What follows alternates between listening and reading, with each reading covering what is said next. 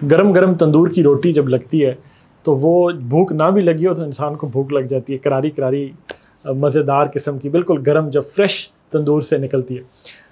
तंदूर वाला जो होता है वो बड़ी मेहनत करता है। जब वो आटा गूंदता है ना, जब वो डो को नीड करता है, वो बड़ी मेहनत करता है। आटा गूंदना आसान काम नहीं होता।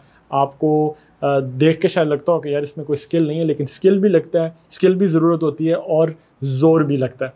तो आज का वर्ड है नीड। नीड का मतलब होता है गूंदना।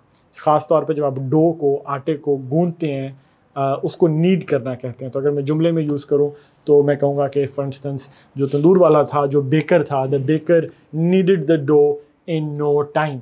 अब ये नीड आप देखिए के से है, ये KNEAD है, लेकिन इसमें के साइलेंट है। नीड करना, नीड एक वर्ब है, KNEAD। इसको आपने NEED से कंफ्यूज नहीं करना, जो होता है ना कि आई नीड समथिंग, मेरी ज़रूरत है। इसकी प्रोनाउंसिएशन बिल्कुल वही है, लेकिन इसमें के साइलेंट है, KNEAD।